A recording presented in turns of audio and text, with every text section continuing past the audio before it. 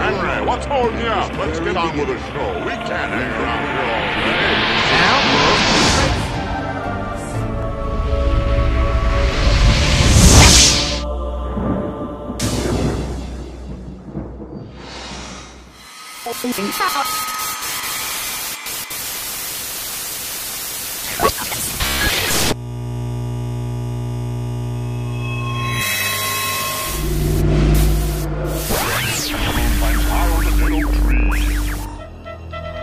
Creepy creeps with eerie eyes.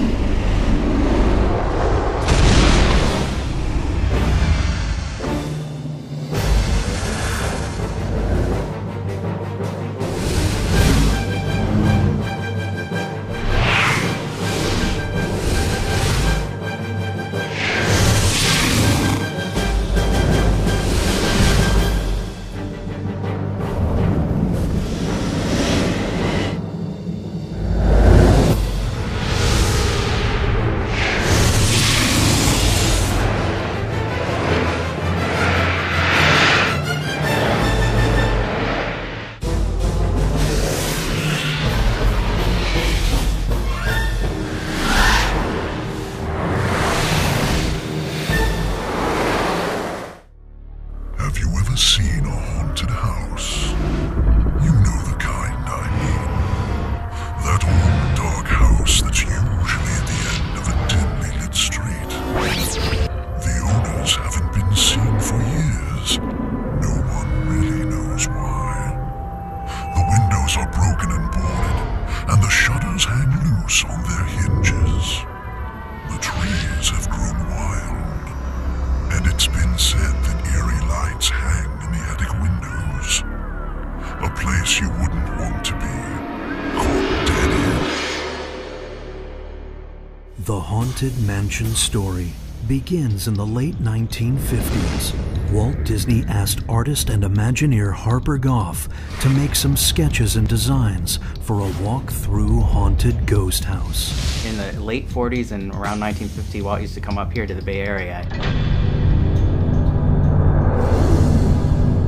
There's a Fairyland in Oakland. There was a little theme park, and I think Walt was planning kind of to do something similar to that on his, near his studios down south. And so he had his art director, Harper Goff, do some work designing a theme park similar to Fairyland. It was about 10, 11 acres, and he had kind of a big train loop, and there was going to be a haunted house and some other areas similar to that. One of the earliest concepts was to use the storyline from the Disney film The Adventures of Ichabod and Mr. Toad, featuring an encounter with the Headless Horseman as the attraction's finale.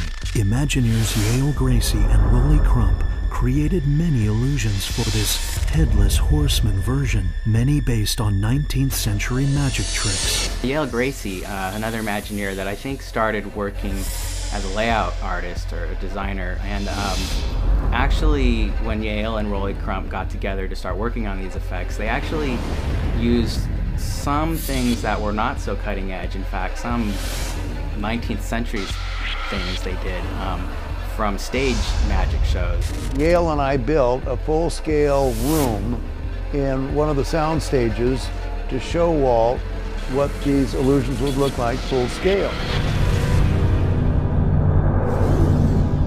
And he just loved them. And we used to bring in guests, like the tour guides from Disneyland would come up, and we would run all of our illusions for them.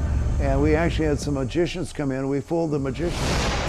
Backstage, where it's black, I would dress in black, and then if there was a candle that was sitting on a fire, excuse me, a little candle on the mantle, to what the public was looking at. I'd be off stage with the same little candle on a pedestal, and it was a little electric candle, it flickered, and then I would get up, and because I was dressed in black, I'd walk around. So it would look like the candle, the little flame came away from the candle and went around inside the room.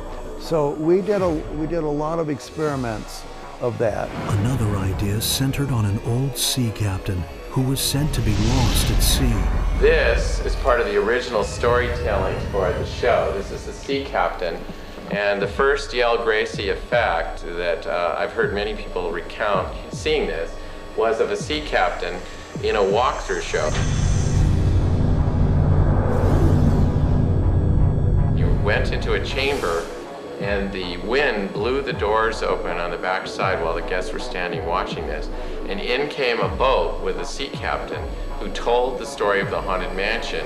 And as he did, he began to dissolve, and the puddle of water that flooded the floor dries up, and at the end there's just a few little globs of liquid where the sea captain stood originally at the start of the scene. One thing that I personally admire about the Haunted Mansion as an attraction at Disneyland is the fact that it really encompasses magic over centuries of technology and techniques. For example, from the 1700s, 18th century, there was magic lanterns were kind of the hip show. You know, you could go see a magic lantern show, and that was basically projections. You see ghosts projected up a scrim. That's a magic lantern effect from the 1700s. In the 1800s, there was Pepper's Ghost, which was a reflection illusion, basically, which would make it appear that a ghost would appear on the stage with a real person, but then they could disappear and reappear. Well, the Haunted Mansion has that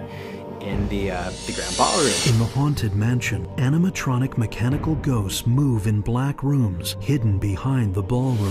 When light is shined on them, their reflections in the 27-foot-high vertical glass creates the appearance of three-dimensional, translucent ghosts. From the 20th century or the 1900s, you know, that was space age and robotics, and that's really when Disneyland was created and invented, and the Imagineers really grasped that technology and ran with it. And there's amazing robotics and animated effects, and you know, with their audio animatronics. A system was developed by the people at Disney to control the movements of the ghostly inhabitants of the Haunted Mansion through the use of scalloped edge discs. Roller cams followed the depressions and shoulders, producing realistic movements that helped to bring the spooky tenants to life. Now moving into the 21st century with digital effects, you see you know, the fact that Leota's ball can now float across the room. That couldn't have been done without digital projection and computers controlling that effect. And same thing with the bride is a computer. The new bride has a definite computer aspect to the projection, and so all these things go together to make an incredible attraction that really encompasses just hundreds of years of techniques. In a late 1959 souvenir map, the haunted house was seen as a future attraction located in Frontierland, where Indiana Jones is today. The mansion had an old Wild West look. At the time, it was thought that wax figures would inhabit this ghostly walk-through lair. While numerous concepts for the mansion swirled about the studio like buzzards looking for a meal, Imagineers took a trip to the historic Evergreen House in Baltimore. Looking at some of the details led to many similarities with the mansion at Disneyland. The look of the attraction's mansion facade was cemented. Mark said, well, do you want to have the outside of the house look like Charles Adams? He said, I want the outside of that house pristine, clean, and a beautifully planted garden and all this. He said, I want people to know that we take care of our park and keep it clean. Walt Disney told his staff, don't worry, we'll take care of the outside. The ghosts will take care of the inside. That big hole that we talked about earlier, well, this is what's going to go in that big hole. This is what we call New Orleans Square. And here's a picture of it from the riverfront as it will look when it's finally finished. Once New Orleans Square construction began, it was decided that the mansion's facade would have a definite plantation look, and by late 1962, the mansion now stood at the entrance to the Indian Village at the end of the New Orleans Square area. The house that would serve as the mansion's point of entry was now complete, but still no real story concepts had been nailed down. Rowley, of course, was later paired with Yale Gracie. Walt put them together to try to design some of the illusions and the effects in the Haunted Mansion, and that, I think that pairing of Rowley and Yale really was the heart of the original Haunted Mansion as it started to develop. Yale Gracie and I were assigned to work on the Haunted Mansion, just come up with ideas. We became what you might call story men. So we were locked into a great big room, and we were just we sat there and read ghost stories. We played around with some of the illusions and everything. So we worked for a solid year on just developing what would be in the Haunted Mansion. Everything we did was a unique project, and so we just didn't think that was what we were doing it for. We were always delighted if anything looked good, because Herbie would always imitate Lincoln, you know, and do all these funny motions about how our AA characters worked. But when it worked well, we were really pleased, of course. Yale and Rowley both got assigned to work on the World's Fair along with lots of Imagineers. And when they came back, Rowley went about trying to develop his own ideas for a Haunted Mansion that he presented to Walt. And this is where he came up with some things that are known as the Museum of the Weird. I remember seeing a movie of this monster that would come home at night into his castle, and all the arms on the wall that held the torches would help him go forward with him. And then there were faces over the fireplace that looked at each other and steam came out of their mouths. And I thought, that's the kind of stuff we got to put in the Haunted Mansion, because prior to that it was just a bunch of eyes going back and forth and footprints on the ceiling and stuff that I felt was kind of corny. So I started doing all these weird sketches, and all the other guys, the other designers that were there just said, you know, that stuff's too weird. Well, finally we had a presentation to Walt on the Haunted Mansion, and I had built models and I had all my sketches and everything. And what happened was they put me over in the corner, and Walt came in through a door like behind you, and the table was set here, and all the other guys' stuff was around the room this way. So we had about a 3-hour meeting, and finally Walt said, "Is that it?" And Dick Irvine, who was running WET at the time, says, "Yeah, that's it, Walt." And he says, "Well, what's this stuff in the corner?" And they said, "Well, that's some stuff that Rowley did." And he said, "Well, what is the stuff that Rowley did?" And they said, "You ask him, because we don't know."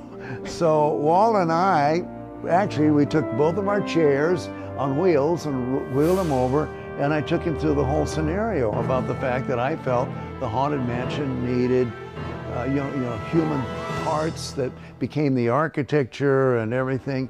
And he kept saying, "But Roland, how are you going to use it?" And I said, "I don't know." I said, I can't answer that. I haven't even thought about how to use it." He said, "Well, the stuff is really weird." And I said, "Yes, I know it's weird." And so he said, "I don't know." And so between he and I saying, "I don't know," and it's too weird and everything, for about 3 or 4 minutes, he finally stood up and says, "I'm out of here." And he just got up and he said goodbye to everybody and went out the room. Well, everybody came up to me afterwards and said, "See, we told you." He didn't like it. He wouldn't, that stuff was too weird. He wouldn't buy on that. So I said, well, I had a lot of fun doing it. I came back the next morning, and Walt Disney is sitting at my desk in my chair, and he still has the same clothes on that he had when he was there the day before. And he just said to me, "You son of a bitch," he said, "I couldn't sleep last night." He said, "All that stuff that you showed me was so weird, I had to figure out how to use it." And he says, "I did, I figured it out." He says, "What we're gonna do," he says, "after you go through the Haunted Mansion and you walk through it, then you're allowed to go into the Museum of the Weird, which is where we collected all these weird things from all over the world. So then, Rowley, you can do whatever you want, and you get as imaginative as you want, as crazy as you want." He said, "Because this is our Museum of the Weird."